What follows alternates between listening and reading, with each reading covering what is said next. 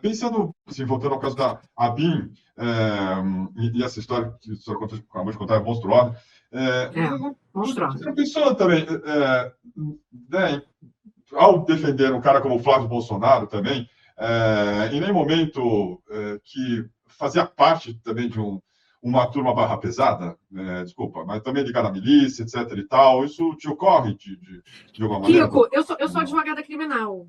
Sim. Eu sou advogada criminal. E esse caso não era meu, eu não tinha a opção de, eu não vou atuar nesse caso. Esse caso foi trazido por ela, e é um caso, vamos entender o seguinte, olha só, é um caso de extrema repercussão. É um caso para o escritório de advocacia criminal, é um caso muito forte, muito bom, muito interessante, né? Eu, no primeiro momento, falei, eu não vou atuar nesse caso. Mas quando eu comecei a estudar o caso e vi esse negócio do RIF, eu falei, olha, para mim, pode ser qualquer pessoa, por pior que ela seja. O Estado não tem o direito de fazer esse tipo de interferência na vida da pessoa, de jeito nenhum. A gente tem que poder estudar, pesquisar, investigar, tem que fazer absolutamente tudo para acabar, para banir a corrupção, o desvio, etc. Tal. Mas a gente tem uma lei, a gente tem um código que rege a nossa vida, né? E especialmente que rege a Receita Federal. O que me espanta, Kiko, é que ninguém dá atenção para a fraude da Receita Federal.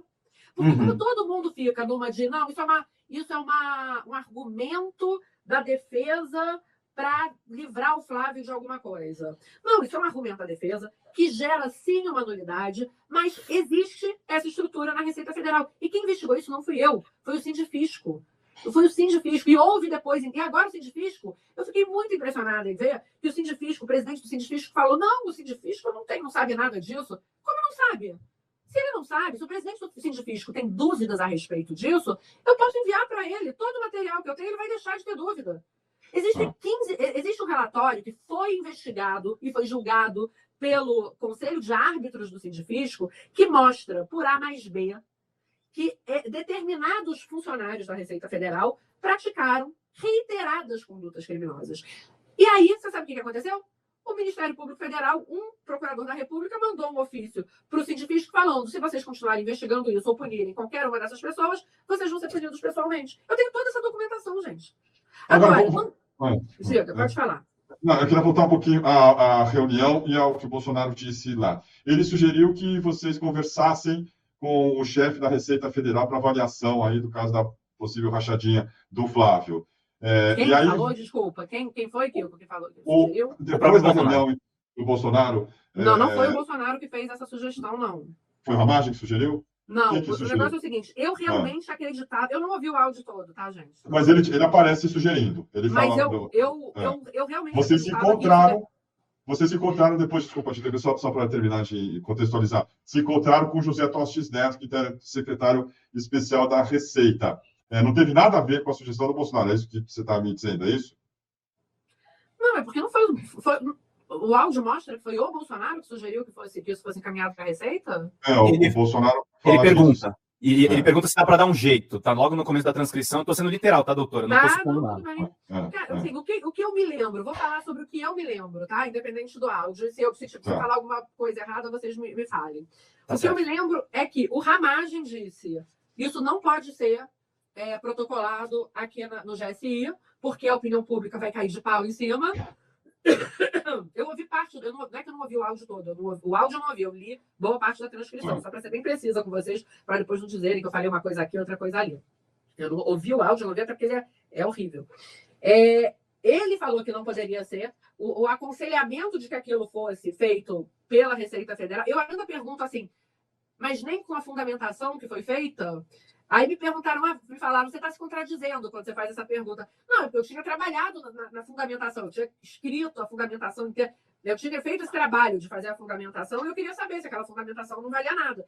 E aí ele falou para mim, não, porque basicamente não importa, porque vão dizer que está havendo uma interferência. E para mim, como eu realmente sempre achei que o caminho correto era a Receita, era falar diretamente com a Receita, e vejam, jamais com a Corregedoria da Receita. Jamais. Porque a Corregedoria da Receita, pela minha investigação e do Sindifisco, tinha um envolvimento nessa situação. Tá? Por isso que a Corregedoria da Receita não era uma opção. E aí fomos falar com... Fui eu e a minha ex-sócia, fomos falar com o Tostes. Tudo registrado, bonitinho, etc. Ah, mas se fosse qualquer outro cidadão, teria isso? Claro que não. Claro que não, mas veja só que coisa. Estamos falando dos advogados do filho do presidente da República, que é senador da República, apontando uma organização criminosa no âmbito da Receita Federal do Brasil, com braços ou com facilitadores no Ministério Público Federal, na CGU, na AGU. É evidente que um caso desse tem que ter um cuidado que outro caso não teria. Então, eu entendo toda a argumentação de como o Otávio Guedes disse, é um filhotismo e etc. Mas é também importante que se entenda que o que estava ali em jogo era uma coisa que ia muito além da defesa do Flávio. E aí, tanto que quando eu chego, e a tal da apuração especial que eu fui pedir, não é uma apuração especial para o filho do presidente, não é isso. Esse nome, apuração especial do SERPRO, não foi dado por mim. É uma apuração que pode ser feita pelo SERPRO, e apenas pelo SERPRO, para verificar quais foram os acessos, os logs de entrada em dados de contribuintes. Dados esses, logs esses, que têm que ter sido feitos com senhas que não deixam rastro. Essa que é a grande questão e que ninguém compreende. As pessoas não entendem esse negócio. Vejam, olha só. Você imagina só, você tem acesso, você é um funcionário. Eu, por exemplo, gente, eu não poderia nunca ter acesso a esses mecanismos de pesquisa. Porque eu ia pesquisar tudo, eu sou uma pesquisadora. Eu tenho, quando eu entro com hiperfoco numa coisa, o que eu tenho para pesquisar, eu vou pesquisar. Então, você imagina a situação. Uma pessoa X, funcionário da Corregedoria da Receita Federal, tem uma arma na mão. Qual é a arma que essa pessoa tem? Uma senha que permite que ele acesse os dados todos, de todos os contribuintes do Brasil, do Oiapoque ao Chuí, e que ele vai acessar e ninguém vai saber que ele acessou porque ela não deixa rastro. Isso é muito mais grave do que qualquer outra coisa. Sabe por que isso é mais grave do que qualquer outra coisa? Porque o governo Bolsonaro entra e sai, o governo Lula entra e sai, e a Receita Federal, com essa possibilidade, permanece. Então, eu não consigo entender algo que seja mais grave do que esta possibilidade de acesso indetectável pela Receita Federal. Qual não foi? Eu já sabia que existia isso, eu sabia que eles brincam no COGER e nos escritórios de corregedoria e de inteligência da Receita, eles falam que vão vestir o manto da invisibilidade para pesquisar determinadas pessoas. Esse é o linguajar que eles se utilizam, né? O que eu não sabia, e que foi me informado pelo secretário na segunda reunião que eu tive, que quando eu falei para ele, é um absurdo, aquela coisa toda, e ele fala para mim, doutora, mas isso não é ilegal. Isso que a senhora está dizendo não é ilegal. Eu falei, como não é ilegal, secretário? Ele falou, não, existe uma permissão para que isso aconteça.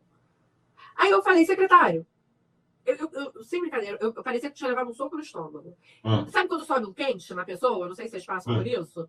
Eu olhei para ele e falei, secretário, por acaso o senhor está me dizendo que existe uma portaria da Receita Federal do Brasil que prevê logs que não deixam rastro de acesso em pesquisa de dados de funcionário, de qualquer cidadão, de qualquer contribuinte? Ele falou, doutora, existe uma portaria.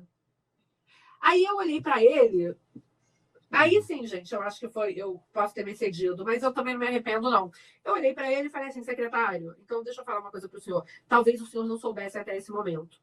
Entendo, o senhor não é advogado, mas eu estou aqui comunicando ao senhor, não como advogado, mas como cidadão, que essa portaria, ela é ilegal e ela é inconstitucional. Então, o senhor tem, a partir desse momento, o senhor tem a obrigação de revogar essa portaria. Foi isso que eu falei.